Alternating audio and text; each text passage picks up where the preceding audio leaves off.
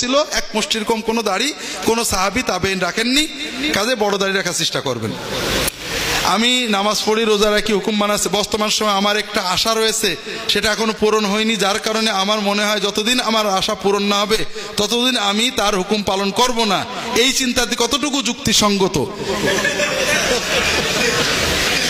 কথাটা হলো ভাইরা, আপনারা কি কেউ বলবেন যে আমি মার ভালোবাসি কিন্তু একটা আশা আছে, আশা পূরণ না হলে মার কাছে যাব না, মার সাথে দেখা করব না, মার সাথে হাসবো না, এরকম কেউ আছেন নাকি?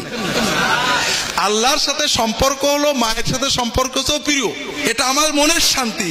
একটা হয়নি বলে আমি না খেয়ে মারবো নাকি? আল্লাহর মায়া, আল্লাহর ইবাদতের মজা আমাকে পেতে হবে। ঘুষ দিয়ে চাকরি করে উপার্জিত হালাল না হারাম? ঘুষ দিয়ে যদি এমন চাকরি নেন যে চাকরির যোগ্যতা আপনার আছে, তাহলে ঘুষ দিয়ে হারাম, চাকরি হালাল। আমরা বিভিন্ন ধরনের পণ্য কিনে কিছু কুপন পাই, এগুলো লটারি জিতলে ওই অর্থ বৈধ কিনা? আমাদের দেশে যে সিস্টেম, এটা বৈধ নয়। আকিকার সহিত সঠিক সময় কতদিন অতিক্রম করলে আর আকিকা করা যাবে না। সঠিক সময় 7ম দিন, ব্যাস, এটা সুন্নত। এরপরে দিলে আকিকা আদায় হবে, তবে সময়ের সুন্নতটা নষ্ট হবে। ইমাম সাহেবের সূরা কেটা সঠিক না হলে সেই ইমামের বিরুদ্ধে নামাজ পড়া যাবে কিনা? জি না। মৃত ব্যক্তির জানাজা কয়বার করা যায়? একবার। আকিকা বা সদকা বাধ্যতামূলক কিনা? আকিকা বাধ্যতামূলক, অনেকটা রাসূলুল্লাহ সাল্লাল্লাহু আলাইহি ওয়াসাল্লাম খুব গুরুত্ব দিয়েছেন, যদিও আলেমরা মুস্তাহাব বা সুন্নত বলেছেন, এটা করবেন। সদকা মানে কি? সদকা মানে তো দান, নফল দান, নফল। আর যদি মানত করেন, মানত করলে সেটা দেওয়া জরুরি, কিন্তু রাসূলুল্লাহ মানত করতে নিষেধ করেছেন। রাসূলুল্লাহ বলতেন আন-নাযরু, সহিহ বুখারী মুসলিমের হাদিস, আন-নাযরু লা ইয়াতি বিখাইর ইন্নামা ইস্তাখরাজু বিহি মিনাল বাখিল। মানতে ভালো হয় না, যারা কৃপণ তাদের আল্লাহ বিপদ দেয়, যেন মানত করে। দান করবেন, দান হলো নিঃশর্ত, আপনি যা আছে আল্লাহর পথে দেবেন, গরিব দুঃখীদের দেবেন, আল্লাহর কাছে বলবেন আল্লাহ বিপদ কাটিয়ে দাও। তবলিগ জামাত কতটা সহি কাজ করছে, ভুল কাজ করছে? তবলিগ জামাত অনেক ভালো কাজ করছে, কিছু কিছু ভুল আছে, আমার এই অবস্থানে পাবেন। তবে এটার অর্থ এই নয় যে আপনি শুধু তবলিগের সমালোচনা করবেন, কামের কাম কিছু করবেন না। আমাকে বলছে একজন যে স্যার, এই তবলিগের লোকেরা জয়ীফ হাদিস, জাল হাদিস দিয়ে দাওয়াত দিয়ে বেড়ায়, এত বলি সহি হাদিসের কথা শোনে না। তাই বললাম যে বাবা, ওরা তো জয়ীফ হাদিস দিয়ে দেয়, তুমি বুখারী শরীফ, মুসলিম শরীফ বগলে নিয়ে বেরোয় যাও না কেন? খালি পরে সমালোচনা।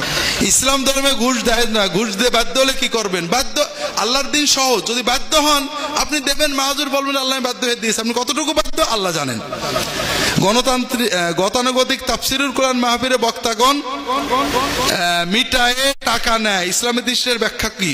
ইসলামের দৃষ্টিতে এটা খুবই ভালো কাজ, কারণ গতানুগতিক তাফসিরুল কোরআন মাহফিলে যারা আপনারা ওয়াজ করান, তারা গান গেতে আসেন। আমার জানা মতে ভালো আলেমদের আপনারা দাওয়াত দেন না, সুর এবং মিথ্যা গল্প যার যত বেশি তাকে দাওয়াত দেন, ঠিক কথা না? ওনারা জানেন যে কিয়ামতে যে মার খেতে হবে, কাজে দুনিয়ায় জান আর নিয়ে নেন, এটা খুব ভালো কাজ। দুঃখ লাগে ভাইরা, এখন তো পকেটেই গান আছে, আছে না? ওয়াজ মাহফিলে গানের জন্য দেবেন কেন? এটা এলেম শেখার জন্য দেবেন। সমাজে বড় বড় মাদ্রাসায় বড় বড় মুহাদ্দিস আছেন, বড় বড় মুফতি আছেন। আপনারা ডাক্তার যখন দেখেন, ডয়ার আগার বিসর্গার দিয়ে গলায় টেথিস্কোপ দেখলেই ডাক্তার মনে করেন, না ডিগ্রি পড়েন, এরপরে কোন পিজির কিনা, মেডিকেল কলেজের কিনা, এগুলো দেখেন না?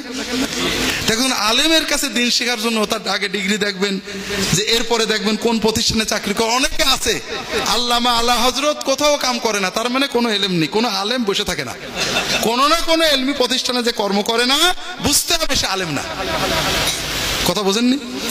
ভালো আলেমদের ডাকবেন, দেখবেন তারা টাকাও মিটাই নেবে না, ভালো কথা বলবে। তবে হ্যাঁ, গান ভালো গাইতে পারেন না আলেম না, এটা ঠিক।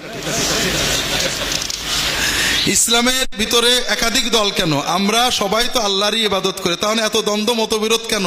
প্রত্যেকের কারণে আপনি মনেরটা দূর করেন, এটা হলো প্রথম কাজ।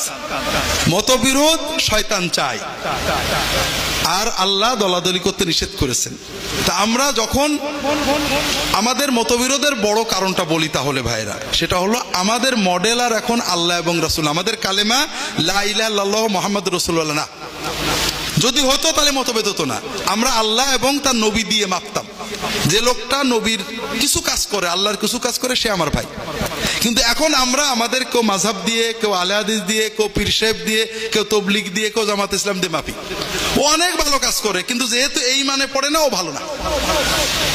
এই মানদণ্ড নষ্ট হয়ে গেছে।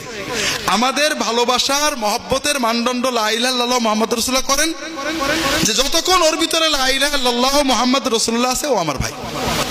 ওর ভুল ভ্রান্তি আল্লাহ তোমার নবীর উম্মত ভুল করে মাফ করে দাও, কিন্তু আমার দুশমন না, ও আমার বেদল না, আমার দলের, একই দলের লোক কিন্তু একটু খারাপ।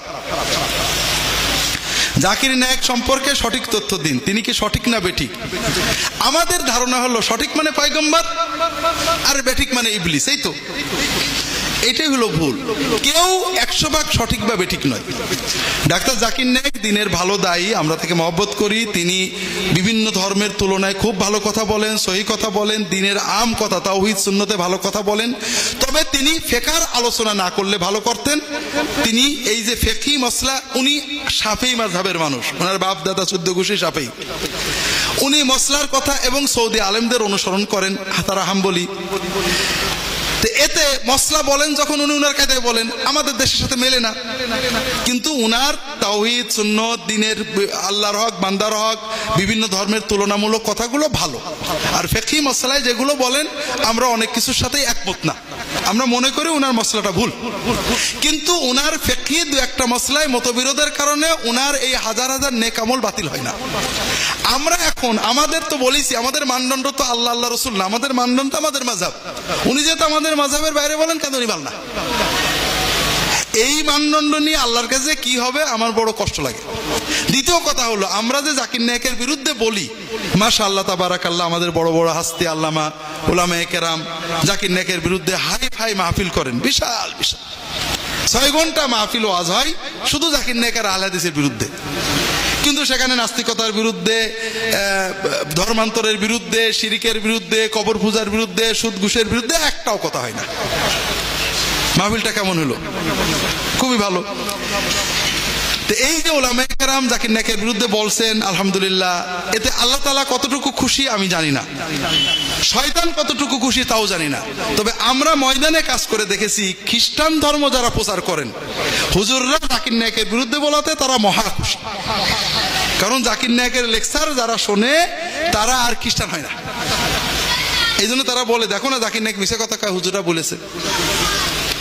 সম্মিলিত মোনাজাত করা যাবে কিনা? সম্মিলিত মোনাজাত করা যাবে না কেন? কথা হলো কখন। আপনি যদি বলেন জামাতে নামাজ পড়া যাবে না, আমি কি বলবো? যাবে না, যাবে না। আপনি আলহামদুলিল্লাহ, আমরা এখন থেকে প্রতি রাত্রে মসজিদে তাহাজ্জুদের নামাজ জামাতে পড়বো। মশলাটা কি হলো? আপনি কোথার মশলা কোথায় নিয়ে গেলেন? কথাটা হলো, আমরা যে 5 ওয়াক্ত নামাজ পড়ি, এরপরে রাসূলুল্লাহ সাল্লাল্লাহু আলাইহি ওয়াসাল্লাম একাকী মোনাজাত করতেন, জামাতে করতেন না। মাঝে সাথে কেউ জামাতে করেছে, আমরা বেদাত বলছি না, এটাকে রীতি বানানো এটা আমাদের উচিত নাই। তবে প্রয়োজনে বিভিন্ন সময় রাসূলুল্লাহ সাল্লাল্লাহু আলাইহি ওয়াসাল্লাম একসাথে মোনাজাত করেছেন। ছাত্র, আমি 2 বছর যাবৎ ফজরের নামাজ জামাতের সাথে আদায় করতে পারছি না, কিন্তু অন্য 4 ওয়াক্ত নামাজ জামাতে আদায় করি। ফজরের নামাজ জামাতের সাথে আদায় করার জন্য মোবাইল ফোন অন্যান্য আমল করেছি, কিন্তু কোনো কিছুতেই সম্ভব হচ্ছে না, আমি কি করতে পারি? সম্ভব না হওয়ার কারণ ঘুমাতে দেরি হয়, সম্ভবত একটু আগে ঘুমাতে হবে, ইনশাআল্লাহ হবে। আল্লাহর কাছে দোয়া করো, বলো। অর্থাৎ বন্ধু অনেকে আছে যারা ডেকে দেবে, ইনশাআল্লাহ সম্ভব হবে, আল্লাহর কাছে তৌফিক চাও। কবর দেখলে সালাম দিতে হয়, কিন্তু যদি হিন্দু বৌদ্ধ খ্রিস্টানের কবরে সালাম দেওয়া হারাম না, মুসলমানকে সালাম দিতে হয়। অন্যদের কবর দেখলে মৃত্যুর কথা স্মরণ করতে হয়, 100 কবরে যেতে হবে, এটাই।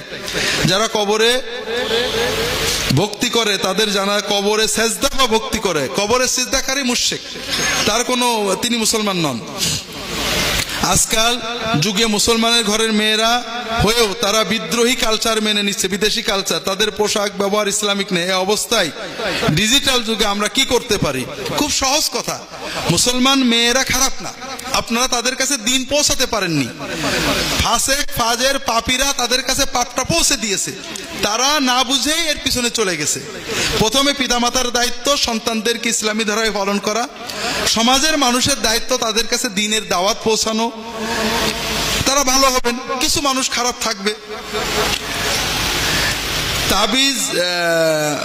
তাবিজ মানলে কি শিরিক হবে? তাবিজ হাদিসে শিরিকি বলা হয়েছে, ঝাড়ফুঁক জায়েজ, সুন্নত আছে ফু দেওয়া। তবে তাবিজ হাদিসে শিরিক বলা হয়েছে, অনেক আলেম বিশেষ বিশেষ শর্তে জায়েজ বলেছেন। আমার রাহে বিলায়াত বইটা পড়েন। মৃত্যুর পূর্বে নিজের কাফন তৈরি করা জায়েজ আছে, দোষ নেই। মসজিদে সালাম ফিরিয়ে সম্মিলিত মোনাজাত আমার ইহয়া সুনান পড়েন। কাপড়ের টেট্রন দেওয়া যাবে কিনা দোষ নেই। হা পাতা শার্ট পরে নামাজ হবে কিনা হবে। এই শেষেরটা বলি, আমরা অনেকে বলি হা পাতা কাপড় পরে নামাজ মাকরু হয়, কথাটা ঠিক না। হাতার ফুল থাকলে গুটালে মাকরু হয়। রাসূলুল্লাহ সাল্লাল্লাহু আলাইহি ওয়াসাল্লাম অধিকাংশ সময় কোন কাপড় পরতেন নামাজে? গায়ের নামাজে। আমরা হজে যেটা পরি, হজে পরা দেখেননি? হজের কাপড়, হ্যাঁ, এহরাম একটা পরে একটা গায়ে দেয়, ঠিক না? এহরাম পরে যখন আমরা নামাজ পড়ি আমাদের কোনোই কি ঢাকা থাকে না খোলা থাকে? কে বলেছে নামাজে কোনোই ঢাকার বিধান আছে?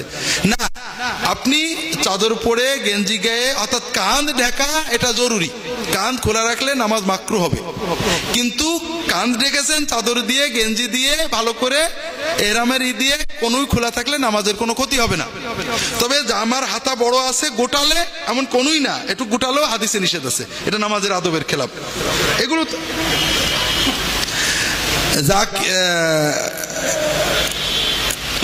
জাবিরের 2 ছেলে মারা যায় জীবিত করেন, এই হাদিস সহিহ কিনা? হযরত জাবির রাদিয়াল্লাহু তাআলা আনহুর 2 ছেলে মারা যায়, নবীজি জীবিত করেন, এটা শতভাগ মিথ্যা জাল কথা। এটা আমার হাদিসের লেখা জালিয়াতি বইয়ে দলিল সহ পাবেন। ফুরফুরার পীর আবু জাফর সিদ্দিকী এটাতে জাল ওনার বইয়ে এনেছেন। আর মিথ্যার গল্পগুলো না বলে সত্য, বুখারী মুসলিম কোন কিতাবে এই জাবেরের হাদিস নেই, এটা জাল বানোয়াট মিথ্যা। অর্থ না যে কোরআন খতম করার যুক্তি কি? কোরআন পড়লে সওয়াব আছে, আল্লাহর কালাম পড়ছেন আপনি। নামাজে এই যে কোরআন পড়ি আমরা অর্থ বুঝি না, নামাজ হবে না? অর্থ না বুঝেও কোরআন পড়ি, আল্লাহর মহব্বতে আল্লাহর কালাম অন্তরে যাচ্ছে, কিছু ফায়দা আছে। তবে আল্লাহ না বুঝে পড়ার জন্য কোরআন দেননি। বুঝে পড়াকে আল্লাহ কোরআনে হক তিলাওয়াত বলেছেন, তার মানে না বুঝে পড়া না হক তিলাওয়াত লাগবে। সুন্নত নামাজের নিয়মাবলী কি? আমার রাহে বেলায়েতে সকল সুন্নত নামাজের সুন্নত পদ্ধতি বলছি। তাহাজ্জুদ নামাজে 3 বার সূরা ইখলাস পড়া যায় কিনা? হ্যাঁ, পড়া যায়, বড় বড় সূরা পড়া উচিত। আবার 3-4 সূরা এক রাকাতে পড়তে পারেন। তাহাজ্জুদের নামাজে সূরা যা পারেন পড়েন, রুকু সেজদাগুলো লম্বা করবেন, সেজদায় আল্লাহর কাছে দোয়া করবেন। ইসলামী ব্যাংকে চাকরি করা বৈধ ইনশাআল্লাহ। ব্যাংকে টাকা জমা দিয়ে লাভ পাওয়া যায় তা বৈধ কিনা? যদি ইসলামী শরিয়া ভিত্তিক ব্যাংক দাবি করে আশা করা বৈধ। ঈমান মজবুত করার উপায় কি একটু পরে বলার চেষ্টা করব। সুন্নতে খাত অনুষ্ঠান করা ঠিক না। বেধর্মী ঘরে খাবার খেলে ইসলাম ধর্মে কি বিধিনিষেধ আছে? জি, বিধর্মীদের রান্না বাড়া জবাই খাওয়ার ব্যাপারে বিধিনিষেধ আছে, শুকনা খাবার খাওয়া যেতে পারে। তাহাজ্জুদ নামাজের নিয়মাবলী কি? রাহে বেলায়েত পড়েন। অজু অবস্থায় টিভি দেখে নামাজ পড়া যাবে কিনা? টিভি দেখলে অজু ভাঙে না, তবে গুনার জিনিস দেখলে গুনাহ হবে। টিভি দেখা অবস্থায় তাসবিহ পড়া যাবে কিনা? যদি দিনই অনুষ্ঠান দেখেন তাসবিহ পড়তে পারেন। গুনাহ করছেন, নাটক দেখছেন, তাসবিহ পড়ছেন, এটা অনেক সময় ঈমান নষ্ট হবে। মেয়েদের পর্দা সম্পর্কে জানতে চাই। মেয়েদের পর্দা আল্লাহ ফরজ করেছেন। পর্দা মানে পুরুষদের যেমন নাভি থেকে হাঁটু পর্যন্ত ঢেকে রাখা ফরজ, মেয়েদের পর্দার 4টে পর্যায়। স্বামী স্ত্রীর মাঝে পর্দা নেই। অন্য মেয়েদের সামনে নাভি থেকে হাঁটু পর্যন্ত ঢেকে রাখা ফরজ। মাহরাম পুরুষদের সামনে কান থেকে হাঁটু পর্যন্ত ঢেকে রাখা ফরজ। বাকি গায়ের মাহরাম চাচাতো ভাই, খালাতো ভাই, মামাতো ভাই, দুলা ভাই, বাসুর, দেওর সহ দুনিয়ার অন্যান্য সকল অনাত্মীয় পুরুষের সামনে পুরো শরীর ঢেকে রাখা আল্লাহ ফরজ করেছেন। কোরআনে, হুজুরা বানাই বলি না, আল্লাহ কোরআনে বলেছেন, সূরা নূর পড়লে পাবেন। গায়েবানা জানাজা জায়েজ কিনা? গায়েবানা জানাজা জায়েজ না জায়েজ নিয়ে ফুকাহাদের মতভেদ আছে। সবচেয়ে মোটামুটি কথা যেটা ভালো কথা সেটা হলো যে জানাজার যে অর্থাৎ এক জায়গায় মারা গেছে, কেউ জানাজা পড়েনি, তার গায়েবানা জানাজা পড়া সুন্নত সম্মত। আর যার একবার হয়েছে তার দরকার নেই। মেয়েদের মধ্যে গীবত বেশি থাকে, পরিত্রাণ পাওয়ার উপায় কি? এটা খুব জরুরি প্রশ্ন, এগুলো আমলি প্রশ্ন। আসলে আমি প্রশ্ন করি, মেয়েদের বাইরে গিয়ে বোরকা পরে মুখ ঢেকে বাইরে গেলে কি সম্পূর্ণ মুখ খোলা রাখলে কি সমস্যা? জি, মুখ ঢেকে রাখবেন, এটাই মানে সঠিক। মৃত্যুর পরে প্রতি বৃহস্পতিবার আত্মা বাড়ি আসে কিনা ঠিক না। মেয়েরা কবরস্থানে যাবে কিনা, 1-2 বার জিয়ারত করতে যেতে পারে, বারবার যাবেন না। প্রজেক্টরে ছবি দেখানো হচ্ছে তা ঠিক কিনা? জি, প্রজেক্টরের ছবির মাধ্যমে ওয়াশ দেখানোতে কোনো দোষ নেই। আমরা অনেক সময় বলি যে মেয়েরা পুরুষদের দেখলে গুনাহ হয়, কথাটা ঠিক না। সকল ফিকহের কিতাবে আছে, আমাদের হানাফি মাযহাব সহ অন্যান্য মাযহাবের মেয়েরা পুরুষদের দেখতে পারে, নাভি থেকে হাঁটু বাদে বাকি শরীর দেখতে পারে। আর হাদিসে আসছে রাসূলুল্লাহ সাল্লাল্লাহু আলাইহি ওয়াসাল্লাম মেয়েদের সামনে ওয়াজ করতেন, মেয়েরা কথা বলতেন, নবীজির পরে সাহাবীরা খোলাফায়ে রাশিদিন কথা বলতেন। কাজেই মেয়েরা ছেলেদের দিকে তাকাতে পারবে না, দেখতে পারবে না, কথাটা ঠিক না। হুজুর আর একটা হাদিস বলেন, উলামায়ে কেরাম নবীজি সাহাবী দুজন স্ত্রীকে বলেছিলেন একজন অন্ধকে দেখে সরে যাও। এই হাদিসটার ব্যাখ্যাগুলো ব্যাখ্যার কিতাবে পড়েন, আমার পোশাক বইয়ে আছে। 4 রাকাত নামাজ আদায় করার সময় শেষ রাকাতে জামাতের সাথে আদায় করতে পেরেছি। অন্য 3 রাকাত নামাজ স্বাভাবিক আদায় করবেন, দ্বিতীয় রাকাতে আত্মায়াত পড়বেন না। এনজিওর চাকরি করা যায় কিনা? এনজিও গুলো সবই একেবারে পিওর সুদের কাবলিওয়ালা, সুদ ভিত্তিক প্রতিষ্ঠানে চাকরি করা যায় না। একই ব্যক্তি মসজিদ ও মন্দিরের সভাপতি হতে পারবে কিনা? কেন পারবে না? যে টাকা যেহেতু আছে, পারবে না কেন? মরার পরে অর্ধেক পোড়াবেন আর অর্ধেক কবরে দেবেন। বাংলাদেশে শান্তি ফিরিয়ে আনতে হলে আমাদের কি করা উচিত? আমরা এই 50 জনে আর কি করবো রে ভাই? এখন আল্লাহর কাছে কান্নাকাটা করেন, তাহাজ্জুদ পড়েন, দোয়া করেন, আল্লাহর সাথে কথা বলেন। দোয়া একটা বড় বড় শক্তি, যে আল্লাহ এইটা করো, আপনার যেটা ভালো লাগে মনে করেন এইটা ভালো, এইটা ঠিক, আল্লাহর কাছে চাইতে থাকেন। আল্লাহর কাছে আমভাবে শান্তি চান আর আল্লাহর কাছে দোয়া করেন। আপনি যে 2টি বইয়ের নাম বললেন তা কি কি? আমার বইগুলো এখানে আছে। আল্লাহর ওলি হওয়া, আমল ইত্যাদির জন্য রাহে বেলায়েত বইটা পড়বেন। সকল মাসনুন দোয়া ইত্যাদি আছে, নামাজের সুন্নত ইত্যাদি একটা অধ্যায় আছে, নামাজের পদ্ধতি।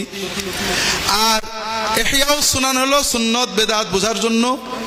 আর শিরিক কুফর বোঝার জন্য ইসলামী আকীদা নামে একটা বই আছে, ইমাম আবু হানিফা রাহমাতুল্লাহ আলাইহির লেখা আল ফিকহুল আকবর বইটা আছে, আমার অনুবাদ।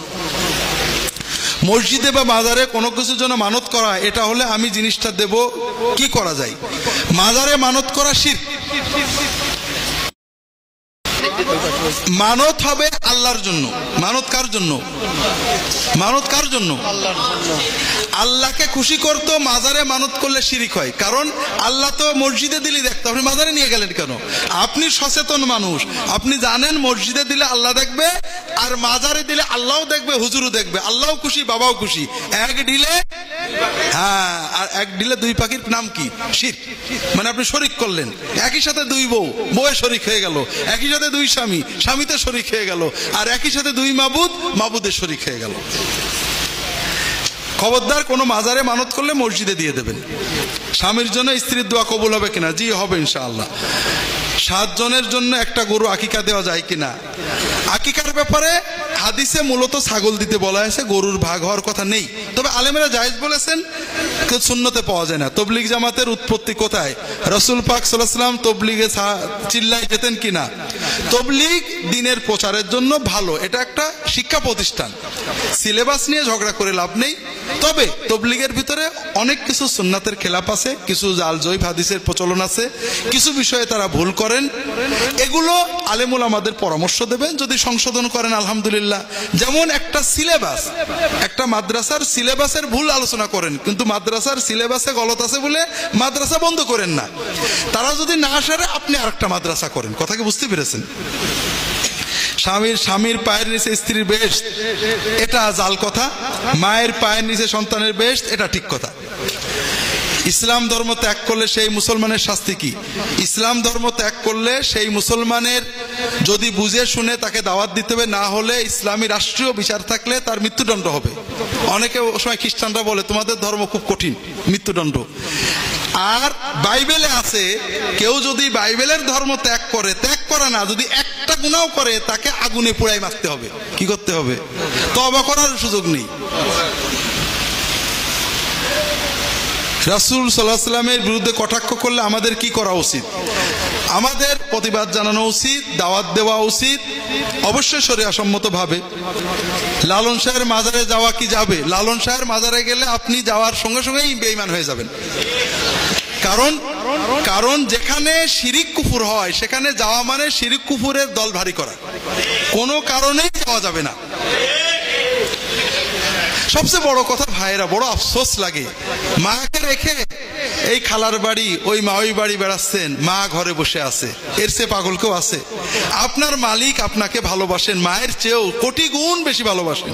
সে মালিকের কাছে না যে কোথায় মাজার কোথায় দরগা খুঁজে বেড়াচ্ছেন, খুবই কষ্ট লাগে ভাইয়েরা। যাই হোক, অনেক লম্বা হয়ে গেল, আমার কথা বলার সময় কমে গেল, আমি আপনাদের বেশি লম্বা কথা আর বলতে পারবো না। সংক্ষেপে একটা কথা বলবো, যে কথাটা হয়তোবা আমাদের জীবনে কাজে লাগতে পারে। আল্লাহ তাআলা সবাইকে তৌফিক দান করুন, আমিন। যেহেতু কথা অনেক বলার চিন্তা ছিল, আমি সব কথা বলতে পারবো না। আর জীবনে কখনো দেখা হবে কিনা জানি না, কারণ আমি মরে যেতে পারি, আপনারা মরে যেতে পারেন, ঠিক না বেঠিক ভাই? যে বিষয়টা আমাদের সবচেয়ে দরকার, যেটা প্রথমে বলেছিলাম ভাইরা, সেটা হলো আল্লাহর সাথে সম্পর্ক, ঠিক না? এই দুনিয়াতে মানুষের জন্য, ইচ অ্যান্ড এভরি, প্রত্যেক মানুষের জন্য, নারী পুরুষ বুড়ো গুড়ো বুদ্ধিমান সবার জন্য সবচেয়ে সহজ কাজটা কি?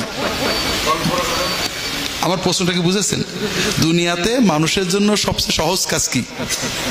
আমি বলি, দুনিয়াতে মানুষের জন্য সবচেয়ে সহজ কাজ হলো আল্লাহর ওলি হওয়া। কথা বোঝেননি? বুঝেছেন তো বিশ্বাস করেননি। বিশ্বাস করলে সবাই সুবহানাল্লাহ বলতো, কারণ আমি জানি আপনারা বিশ্বাস করেননি। কেন বিশ্বাস করেননি সেটা আমি আগে বলি, সময় কম।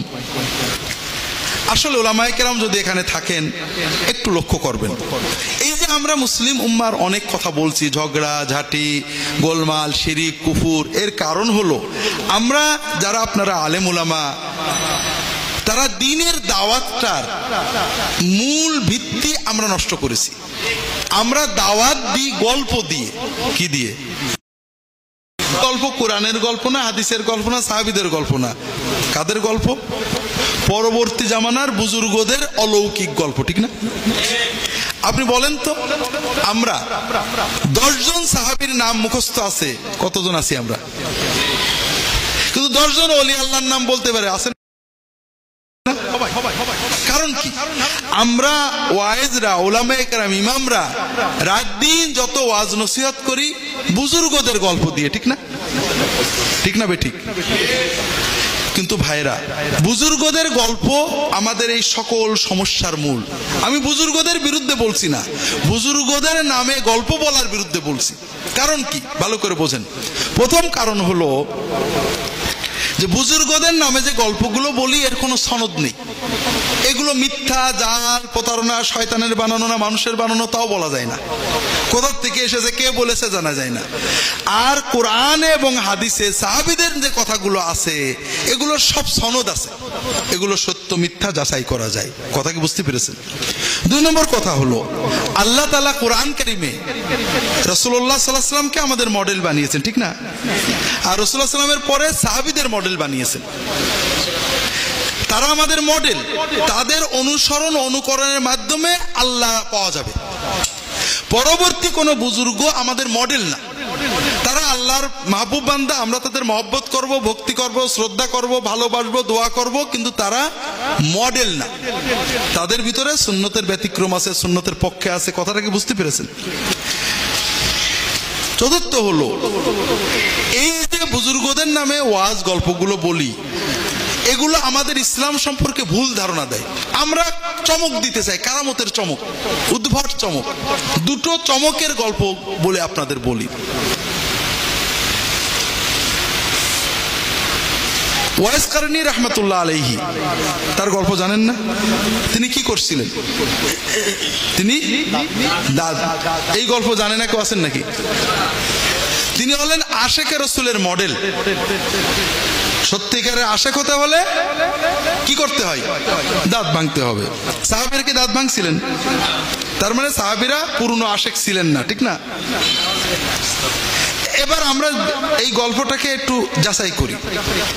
আমি যদি আমার পীর ও মুর্শিদ ফিলিস্তিনে গেছেন দাজ্জালের বিরুদ্ধে জিহাদ করতে, মোবাইলে খবর আসলো, স্কাইপিতে খবর আসলো, ফোনে খবর আসলো, আমার পীর ও মুর্শিদ ইহুদিদের গুলি খেয়ে শহীদ হয়ে গেছেন, সঙ্গে সঙ্গে আমি একটা পিস্তল নিয়ে নিজের বুকে নিজে গুলি খেয়ে আমিও শহীদ হয়ে গেলাম, ঠিক না?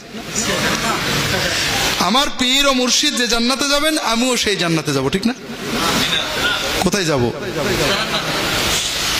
আমার পীর ও মুর্শিদ ইহুদিদের গুলি লেগে তার দাঁত ভেঙে গেছে, হাত কেটে গেছে, খবর পেয়ে আমি হাত কেটে নিলাম, দাঁত ভেঙে নিলাম। পীর ও মুর্শিদের শত্রুর গুলিতে আহত হয়ে যে সওয়াব পেয়েছে, আমি নিজের গুলিতে আহত হয়েও সেই সওয়াব পাবো, ঠিক না? কি পাবো? গুনাহ, হারাম। সচেতন ভাবে কেউ যদি এটা করে হারাম, আর বেহুশে করলে গুনাহও নেই, সওয়াবও নেই। এই গল্পটা জাল, মিথ্যা। এটা ইসলাম সম্পর্কে ভুল ধারণা দেয়। ইসলাম ঘরে বসে নিজের দাঁত নিজে ভাঙতে শেখায় না, লড়াই করে দাঁত ভাঙতে শেখায়। কথা বোঝেননি? যেখানে লড়াই আছে সাহাবীরা লড়াই করেছেন, যেখানে দাওয়াত আছে দাওয়াত দিয়েছেন, যেখানে সবর আছে সবর করেছেন, কিন্তু নিজের ঘরে বসে দাঁত ভেঙেছে এমন ঘটনা আছে নাকি? না।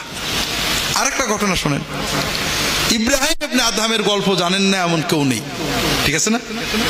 ইব্রাহিম ইবনে আদহামের গল্প কি? উনি রাজা ছিলেন, রাজত্ব করার সাথে সাথে তিনি আল্লাহর ওলি হওয়ার জন্য ওজিফা আমল করতেন, তাহাজ্জুদ পড়তেন। হঠাৎ একদিন ছাদের উপরে অন্ধকার রাত্রে, গভীর রাত্রে ছাদের উপরে খটখট খটখট শব্দ হয়। ছাদ থেকে আওয়াজ আসলো, আমি খিজির। হুজুর আপনি কি করেন? আমি ছাদের উপর উঠ খুঁজি।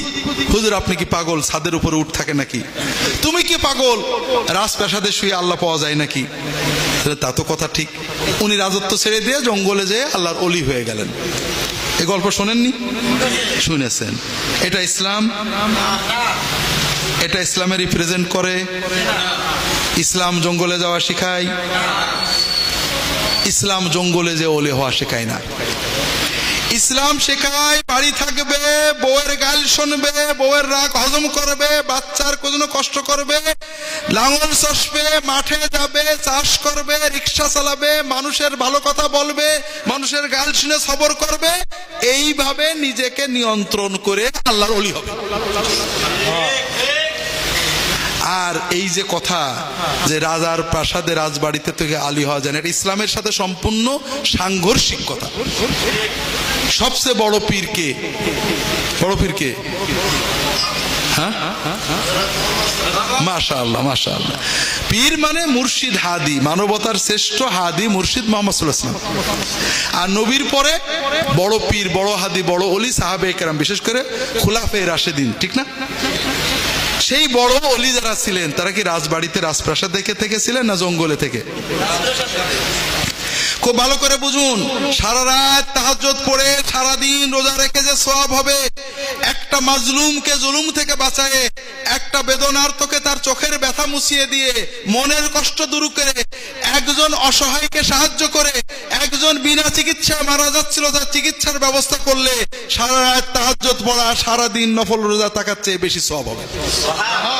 যারা রাজা, যারা শাসক, যারা ডিসি, এসপি, এমপি, মন্ত্রী, যারা সমাজের কর্তৃত্বের জায়গায় আছেন, তারা যদি ফরজ ইবাদতগুলো শুধু পালন করেন আর মানুষের ভিতরে ইনসাফ কায়েম করেন, মানুষের কষ্ট দূর করতে সাহায্য করেন, অসহায়ের পাশে থাকেন, তাহলে আমার মতো আপনার মতো হুজুরের জীবনভর 40 বছর জঙ্গলে থেকে তাহাজ্জুদ পড়া, নফল রোজা রাখার চেয়ে 100 কোটি গুণ বেশি বেলায়েত আল্লাহর কাছে পেয়ে যাবেন। কাজেই ভাইরা, এই মিথ্যা গল্পগুলো আমাদের সামনে বুঝিয়েছে যে আল্লাহর ওলি হওয়া বড় কঠিন। কথা বোঝেননি? এখন আমরা আল্লাহর ওলি হওয়ার চিন্তা বাদ দিছি, ওলি চিনে চিনে সালাম দিয়ে দোয়া নেওয়ার চিন্তায় আছি। আল্লাহ এই জন্য বলেন না, আল্লাহ প্রত্যেক মুসলমানকে ওলি হিসেবে পেতে চান। কথা কি বুঝতে পেরেছেন? আল্লাহর ওলি হওয়া সহজ। কি করে বুঝলাম? আমরা দু একটা কথা বলবো, এবং কি করে আল্লাহর ওলি হতে হয় এজন্য 5-7টা আমলের কথা বলে আমি বিদায় নেব ইনশাআল্লাহ। আল্লাহর ওলি হওয়া মানে আল্লাহকে খুশি করা, ঠিক না? আমরা দুনিয়াতে প্রত্যেকটা মানুষ, ওই ছোট্ট বাচ্চা থেকে শুরু করে আমরা দাড়ি পাকা বুড়ো পর্যন্ত, প্রতিটি মানুষই অন্য কাউকে না কাউকে খুশি করার চেষ্টা করি, ঠিক না? ছোট যখন থাকি বাপ মাকে খুশি করার জন্য পাগল, বাপ রাগ করবে মনে করলে, মা রাগ করবে মনে করলে মিছে কথা কই, ঠিক না?